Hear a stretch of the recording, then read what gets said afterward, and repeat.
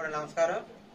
ఈరోజు liberation Congress party వ్యవస్థాపకులు మరియు IAS officer Vijay Kumar sir గారు మన ఏలూరు వచ్చిన సందర్భంగా ప్రస్తుతం జరుగుతున్నటువంటి పరిస్థితిని దృష్టిలో ఉంచుకుని మరి సారు పత్రికా ముఖంగా తెలియజేస్తారు. దయచేసి అందరూ కూడా మరి నిశ్శబ్దంగా ఉన్నట్లయితే సారు ఈ పత్రికా ముఖంగా అన్ని విషయాలు కొన్ని తెలియజేస్తారు.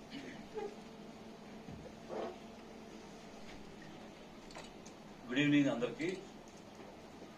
ఈరోజు రాష్ట్రంలో అనేక అంశాలు ఈ గుంపు ప్రభుత్వం ఏర్పాటైన తర్వాత, అంటే తెలుగుదేశం, జనసేన, బీజేపీ కలిపి ఒక గుంపుగా ప్రభుత్వాన్ని ఏర్పాటు చేసిన తర్వాత గత 2 సంవత్సరాలుగా జరుగుతున్నటువంటి అనేక అవకతవకలు, అవినీతి కార్యక్రమాలు జనం అందరూ కూడా చూస్తున్నారు. ఈరోజు డిఎస్సి గురించి ప్రత్యేకమైనటువంటి చర్చ జరుగుతుంది. అసెంబ్లీలో గౌరవనీయులు మంత్రివర్యులు లోకేష్ గారు అలాగే ముఖ్యమంత్రి చంద్రబాబు గారు ఇద్దరు కూడా మా గురించి ప్రస్తావన చేస్తూ డిఎస్సిలో ఉన్నటువంటి కేటగిరీ వైజ్ లెక్కలు స్లైడ్ షో కూడా వేసి మరీ చూపించారు. అయితే mister Lokesh, I'm questioning you directly. నేను అనేక ప్రశ్నలు లేవనెత్తాను డిఎస్సి రిక్రూట్మెంట్ లో. వాటికి దేనికి మీరు సమాధానం చెప్పలేదు. ఒక ఎడ్యుకేషనల్ క్వాలిఫికేషన్ అనేది లేకుండా, చదువు అనేది లేకుండా చదువు చెప్పే టీచర్ ని మీరు ఏ విధంగా నియామకం చేస్తారు? మీరు 4/2047 అని 2 జీవోలు ఇచ్చినారు. ఈ జీవోల ద్వారా కనీస చదువే కాదు, కాంపిటేటివ్ ఎగ్జామ్ రాయకపోయినా కూడా టీచర్ గా అపాయింట్ చేయొచ్చని చెప్పడం స్పోర్ట్స్ కోటాలో. దానితో పాటు టెట్ అన్నటువంటిది కూడా లేకుండానే, టీచర్స్ ఎలిజిబిలిటీ టెస్ట్ కూడా లేకుండానే వాళ్ళని టీచర్స్ గా అపాయింట్ చేయొచ్చని చెప్తున్నారు. మరి టీచర్ ఎలిజిబిలిటీ టెస్ట్ అనేది section 2 right to education act ప్రకారం ఖచ్చితంగా ప్రతి ఒక్కరూ టెట్ పాస్ అయి ఉండాలి. అలాంటి పరిస్థితిలో టెట్ లేకుండా ఏ విధంగా జాబ్ ఇస్తారు? ఆల్రెడీ ఉన్నటువంటి టీచర్స్ కే సుప్రీంకోర్టు ఈ టెట్ కి ఎగ్జామ్షన్ లేదు, మీరు పాస్ అయి తీరాలి, లేకపోతే వారిని ఉద్యోగం నుంచి తీసేయమని చెప్తుంది. ఒకవైపు చట్టమేమో ఖచ్చితంగా క్వాలిఫికేషన్స్ ఉండాలని చెప్తుంది, ఎలిజిబిలిటీ క్రైటీరియా. మరొక వైపు సుప్రీంకోర్టు దాన్ని నిర్ధారణ చేసింది. మరి అలాంటి సమయంలో మీరు ఒక జీవో ద్వారా ఏ క్వాలిఫికేషన్ లేకుండా టీచర్స్ గా ఎట్లా అపాయింట్ చేస్తారు? First fundamental question. Second question ఏంటంటే, జీవో అనేది ఇన్సబార్డినేట్ లెజిస్లేషన్ అని అంటాము. అంటే చట్టాలు తయారైతే చట్టాలకు అనుగుణంగా జీవోలు ఇవ్వడం అనేది జరుగుతుంది. మీరు పార్లమెంటు చేసిన చట్టం మీద ఒక జీవో ఇచ్చారు. కనీసం అసెంబ్లీ కూడా కాదు, అసెంబ్లీ పార్లమెంటు చేసిన చట్టాన్ని మీద అసెంబ్లీ చట్టం చేయడానికి అధికారం లేదు. అలాంటి అసెంబ్లీ చట్టాలు చేసి అసెంబ్లీ కూడా కాదని మీరు ఎగ్జిక్యూటివ్ గా ఒక జీవోని ఎలా ఇస్తారు? అంటే జీవో పార్లమెంటు చట్టం కంటే పైన ఉంటుందా? అదొక వైపు.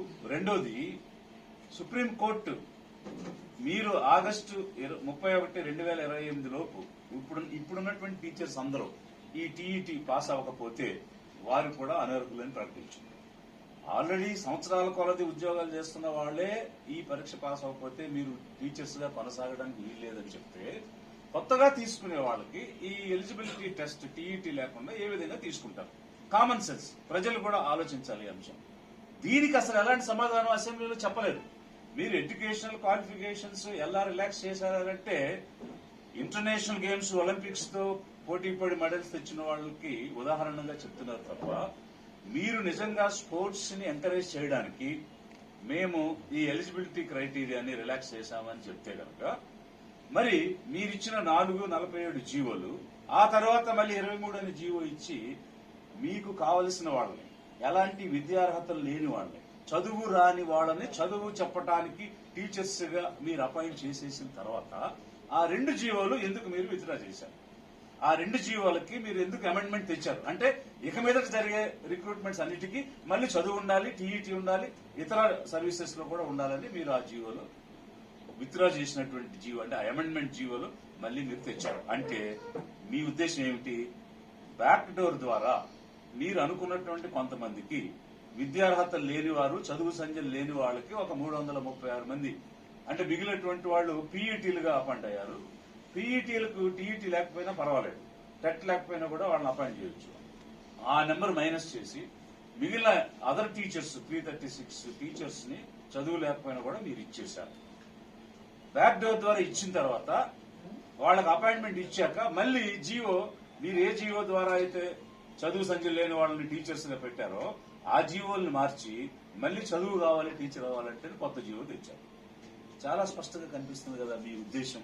ప్రజలు క్లియర్ గా మీరు దొంగ దారులు ఎతికి చదువు సంఖ్యలు లేని వాళ్ళకి మీరు టీచర్స్ గా పెట్టడం చేశారనేది క్లియర్ గా అర్థమైపోయింది. వీటికి దేనికి మీరు సమాధానం చెప్పలేరు. ఇక్కడ నేను అడిగేటువంటి ప్రశ్న ఏంటంటే, ఈ గవర్నమెంట్ స్కూల్స్ లో చదువుకునేది ఎవరు? ఎస్సీ, ఎస్టీ, ఓబీసీ, మైనారిటీ పేద విద్యార్థులు, ఓసీలో పేద విద్యార్థులు. అంటే పేద విద్యార్థులు చదువుకునేటువంటి స్కూల్స్ లోకి చదువు చెప్పడానికి చదువు రాని వాళ్ళని మీరు టీచర్స్ గా వేశారు. అంటే వీళ్ళకి చదువు వచ్చినా రాకపోయినా పర్వాలేదు, వాళ్ళు చదివితే ఏంటి, చదవకపోతే ఏంటి, అదంత ముఖ్యమా? వీళ్ళు ఎందుకు గవర్నమెంట్ స్కూల్స్ లో చదువుతున్నారు? మీలాగా డొనేషన్లు కట్టి మేనేజ్మెంట్ కోటాలో స్టాన్ఫోర్డ్ యూనివర్సిటీ లాంటి చోట్ల వీళ్ళు ప్రైవేట్ స్కూల్స్ లో చదువుకోలేరు కాబట్టి, డొనేషన్లు కట్టలేరు కాబట్టి, మేనేజ్మెంట్ కోటాలో తెచ్చుకోలేరు కాబట్టి గవర్నమెంట్ స్కూల్స్ లో చదువుతున్నారు. అలాంటి వారికి చదువు చెప్పడానికి విద్యార్హత లేని వాళ్ళని మీరు టీచర్స్ లో పెడితే, ఒక విద్యాశాఖగా మంత్రిగా చదువు యొక్క విలువ మీకు తెలియదు అని చెప్పడానికి ఎంతకంటే నిదర్శనం కావాలా?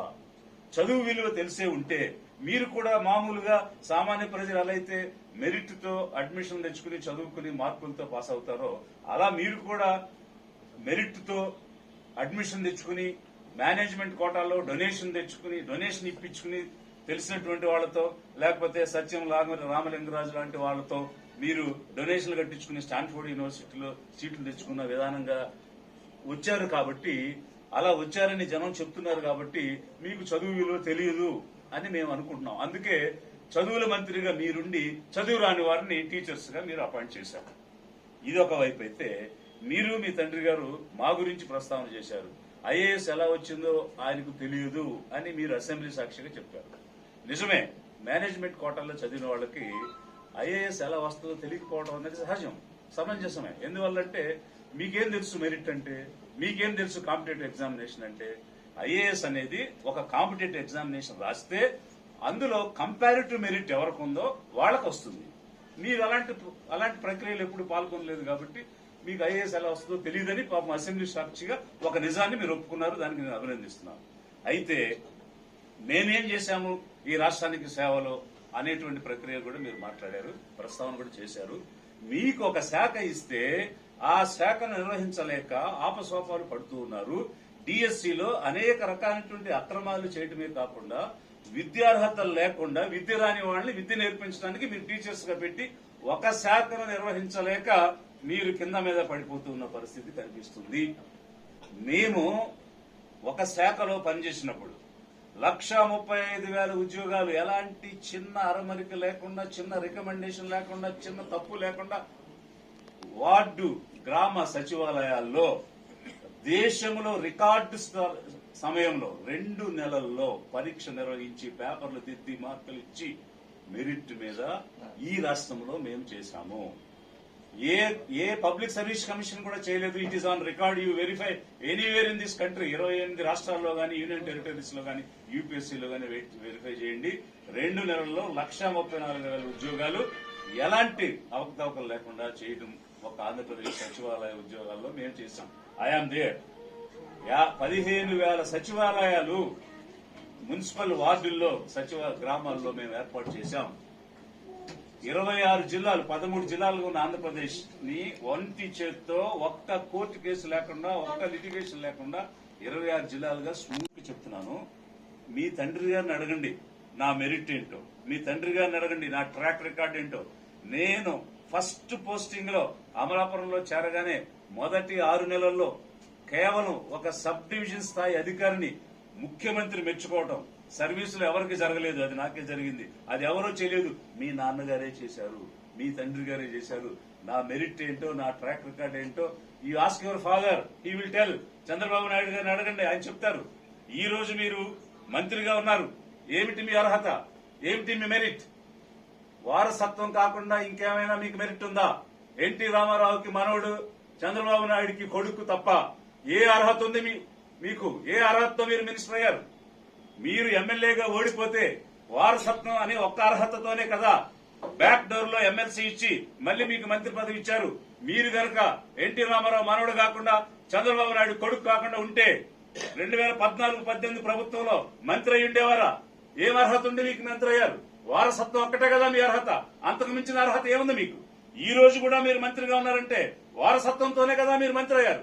మీరేమైనా స్వచ్ఛందంగా రాజకీయాల్లోకి వచ్చి ప్రజల్లో పోరాటాలు చేసి ప్రజల కోసం పనిచేసి ప్రజానాయకుడిగా వచ్చి ఆ విధంగా ఏమైనా రాష్ట్రంలో పనిచేయడానికి వచ్చిన వ్యక్తి ఏం కాదు కదా. ఒకవైపు మీరు మేనేజ్మెంట్ లో సీట్లు తెచ్చుకుని విదేశాల్లో చదవడం, ఇంకోవైపు వారసత్వం ద్వారా మీరు అర్హతలు సంపాదించి ఆ వారసత్వం ద్వారా రాజకీయాల పదవులు పొందడం, మళ్లీ మీరు ఐఏఎస్ ఎలా అయ్యారో అని అసెంబ్లీలో మాట్లాడటం. మీది మేనేజ్మెంట్ అయితే మాది మెరిట్. మీ తండ్రి గారిని అడగండి, మా ట్రాక్ రికార్డు ఏంటో చెప్తారు. ఇప్పుడు చెప్పాలంటే చాలా ఉంది. 30 సంవత్సరాలు చేసిన అనేక రకాలైనటువంటి సక్సెస్ స్టోరీస్ చాలా చెప్పొచ్చు. ఇది సమయం కాదు. You verify, you will come to know. మీరు ఇచ్చినటువంటి జియోస్ ఇన్సబార్డినేట్ లెజిస్లేషన్ అంటే చట్టానికి పైన ఉన్నవి కాదు. కనీసం మీ చుట్టూ ఐఏఎస్ ఆఫీసర్స్ అయినా అడగండి, చట్టం పైన మనం జీవోలు ఇవ్వచ్చా? అలా జీవోలు ఇచ్చి ఈ డిఎస్సీలో తప్పులు చేయొచ్చా? మీకు ఎలాగో తెలియదని చెప్పారు కాబట్టి మీ చుట్టూ ఐఏఎస్ ఆఫీసర్ అడిగి తెలుసుకోండి.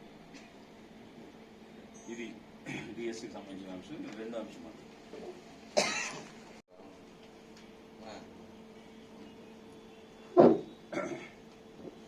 ఈరోజు మేము జీలుగుమెల్లి పోలవరం ప్రాంతంలో ఉన్నటువంటి ట్రైబల్ ఏరియాకి వెళ్ళాము.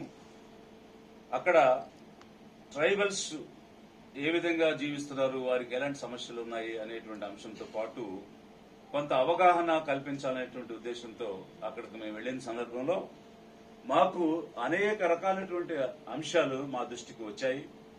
అక్కడ ఆ పోలవరం కాన్స్టిట్యుయెన్సీలో అనేక అక్రమాలు జరుగుతున్నాయని, అవకతవకలు జరుగుతున్నాయని, ప్రాజెక్టుకు సంబంధించిన అవకతవకలే కాకుండా ఆ పునరావాసంలో R&Rలో అనేక తప్పులు జరుగుతున్నాయని, అనేక మంది పేదల భూములు లాక్కున్నారని, అవగాహన లేనటువంటి అమాయకంగా ఉన్నటువంటి ట్రైబల్ ల్యాండ్స్ లాక్కున్నారని, ఒకరి పేరు మీద ఉన్న భూమి ఇంకొకరి పేరుకు మార్చుకున్నారని, దానికి అక్కడ లోకల్ గా ఉన్నటువంటి నాయకుల యొక్క అండుంది. మరి ముఖ్యంగా ఈ పోలవరం నియోజకవర్గం శాసనసభ్యుల దగ్గర నుంచి ఆ చుట్టుపక్కల ఉన్నటువంటి వారి యొక్క అనుబంధ నాయకత్వం అంతా కూడా అక్కడ ఉన్నటువంటి అమాయక జనాన్ని పట్టి పీడిస్తున్నారు, వారిని వేధిస్తున్నారు అనేటువంటి అంశాలు అనేకంగా నా దృష్టికి వచ్చున్నాయి. మరి ఈ సందర్భంగా ఈ గుంపు ప్రభుత్వానికి, తెలుగుదేశం, జనసేన, బీజేపీ గుంపుకి, అక్కడ ఉన్నటువంటి రాజకీయ నాయకులకు నేను స్పష్టంగా చెప్తూ ఉన్నాను, మీరు షెడ్యూల్ ట్రైబ్స్ అక్కడ జీవించే వారి జీవితాలతో మీరు ఆడుకోవద్దు. వారిని అమాయకులను చేసి వారిని మోసం చేయొద్దు. వారి దగ్గర భూములు లాక్కుని ఆ భూములతో మీరు లక్షల కోట్లు గడించేటువంటి కార్యక్రమాలు చేస్తున్నట్టుగా మా దృష్టికి వచ్చింది. Liberation Congress party schedule tribes కి అండగా నిలబడుతుంది. పేదవాళ్లు ఎక్కడుంటే, సామాన్యులు ఎక్కడుంటే, ఎవరికి ఎలాంటి నష్టం జరిగితే, ఎవరికి ఎలాంటి అన్యాయం జరిగితే ఆ అన్యాయాన్ని ఎదిరించి వారి తరఫున పోరాటం కోసమే లిబరేషన్ కాంగ్రెస్ పార్టీ పనిచేస్తుంది. అది ఎస్టీలైనా ఉంటుంది, ఓబీసీలైనా ఉంటుంది, మైనారిటీలైనా ఉంటుంది, ఎస్సీలైనా ఉంటుంది, ఓసీ పేదలైనా కూడా ఉంటుంది. అందులో భాగంగా ఈ రోజు మేము పోలవరానికి వెళ్లాము. పోలవరం నియోజకవర్గానికి ముంపు గ్రామాలకు మళ్లీ ప్రత్యేకంగా ఒక బృందంగా వెళ్లి ఆ గ్రామాలలో పర్యటించి వారికి ఎదురవుతున్నటువంటి సమస్యలు ఈ రోజు ఏకరువు పెట్టినటువంటి బ్యాక్గ్రౌండ్ లో మరింత విస్తృతంగా పూర్తి స్థాయిలో అధ్యయనం చేసి అక్కడ జరిగినటువంటి మోసాలను అరికట్టాలి అనేటువంటి ఉద్దేశంతో, వారికి న్యాయం చేయించడం కోసం పోరాడేటువంటి ఉద్దేశంతో లిబరేషన్ కాంగ్రెస్ పార్టీ సిద్దపడింది. మేము రెడీగా ఉన్నాము. ఇదే సమయంలో ప్రభుత్వానికి కూడా హెచ్చరిక చేస్తున్నాం. ఏమిటంటే, జస్ట్ 10,000 కోట్లతో ప్రారంభమైన అంచనా ఈ రోజు 55,000 కోట్లకు పెరిగింది పోలవరం నిర్మాణం అనేటువంటి అంశం. అది ఒక ప్రెస్టీజియస్ ప్రాజెక్ట్. ఈ రోజు ముఖ్యమంత్రిగా ఉన్న చంద్రబాబు నాయుడు గారు, నేను అర్ధరాత్రి కలగన్నాను, పోలవరం నిర్మించడం నా కళని సాకారం చేసుకోవాలని అనేక ప్రగల్భాలు పలుకుతూ ఉంటారు. వాస్తవంగా స్వతంత్రం రాకముందు మెడ్రాస్ ప్రెసిడెన్సీలో 1941లో 1947లో మనకి ఇండిపెండెన్స్ వచ్చింది. 1941లో మెడ్రాస్ లో కలిసి ఉన్న రాష్ట్రంలో మెడ్రాస్ ప్రెసిడెన్సీలో గోదావరి నది మీద పోలవరం వద్ద ఒక ప్రాజెక్టు నిర్మాణం చేస్తే లక్షల ఎకరాలకు సాగునీరు వస్తుందని మొదట కాన్సెప్ట్ తయారైంది అక్కడ. అప్పటికి మీరు ఇంకా తల్లి గర్భంలో కూడా రాలేదు. కానీ నేను కలగని ఈ రోజు పోలవరం నిర్మించానని చెప్తున్నారు. సరే చెప్పుకోండి, అది మీకు అలవాటు. సెల్ ఫోన్ మీరే కనిపెట్టారు, సత్యనారాయణ మీరే సీఈఓ చేశారు. వాటి గురించి నేను ఇప్పుడేం మాట్లాడను. కానీ బట్ పోలవరం అనేటువంటి అంశం మీద మీకు చెప్పాలనుకునేది ఏమిటంటే 2027కి మేము ఈ నిర్వాసితులకి పునరావాసం కల్పిస్తామని చెప్తున్నారు. ఇప్పటికీ 2 దశాబ్దాలైంది. 2 decades 20 years దాటిపోయింది పోలవరం నిర్మాణం మొదలై. మొట్టమొదట యాక్ట్ ఏం చెప్తుంది? భూమి తీసుకున్న 18 నెలలకి వీళ్ళకి పునరావాసం కల్పించాలని చెప్తుంది. వారికి పూర్తి స్థాయిలో నిర్వాసితులందరినీ R&R కాలనీల్లో ఇళ్లు కట్టి ఇళ్లలోకి చేర్చకపోతే మీరు ఇంపౌండింగ్ చేయకూడదు, వాటర్ నింపకూడదు ప్రాజెక్టులో అని చట్టం చెప్తుంది. అలాంటి పరిస్థితిలో ట్రైబల్స్ ని గాలికి వదిలేసి 270 గ్రామాలు 99,000 కుటుంబాలు ఈ రోజు నిర్వాసితులుగా ఉన్నారు. ఇప్పుడున్నటువంటి లెక్క ప్రకారం ఇంకా 93,000 మందికి మీరు నిర్వాసితులుగా ఉన్న వాళ్ళకి పునరావాసం కల్పించాల్సి ఉంది. అలాంటిది చేయకుండా హడావుడిగా మీరు ప్రాజెక్టులు నిర్మించి నీళ్లు పెట్టినందువల్ల ఎలాంటి ప్రయోజనం లేదు. కాబట్టి ఈ గుంపు ప్రభుత్వాన్ని లిబరేషన్ కాంగ్రెస్ పార్టీ నుంచి హెచ్చరిక చేస్తున్నాము. షెడ్యూల్ ట్రైబ్స్ తరఫున మీరు నిర్వాసితులకు ఇవ్వాల్సినటువంటి పునరావాసం మీద ప్రత్యేకమైనటువంటి శ్రద్ధ పెట్టండి. వార్ ఫుటింగ్ బేసిస్ మీద వారికి R&R ఇవ్వాలి. అదే సమయంలో అవకతవకలు అరికట్టండి. మీ శాసనసభ్యులు, మీ రాజకీయ నాయకులు, మీ హెంచ్మెన్ అక్కడ ఉండి వాళ్ళని భయభ్రాంతులు గురి చేసి బలవంతంగా భూములు లాక్కోవటమే కాకుండా పరిహారాలు కూడా తప్పుడుగా ఇస్తున్నారు. అసలైనటువంటి గిరిజనులు భూములు తీసుకుని పరిహారం ఇవ్వకుండా గిరిజనేతరులకు పరిహారం ఇచ్చారని దేవిపట్నం పోలీస్ స్టేషన్ లో 19 కోట్లకు పైనే ఆ విధంగా చెల్లించారని కేసు కూడా నమోదైనటువంటి విషయం మీకు కూడా తెలుసు. కాబట్టి అవినీతిని అరికట్టండి, అరాచకం అరికట్టండి, షెడ్యూల్ ట్రైబ్స్ కి న్యాయం చేయండి. లిబరేషన్ కాంగ్రెస్ పార్టీ వారికి తోడుగా ఉన్నది.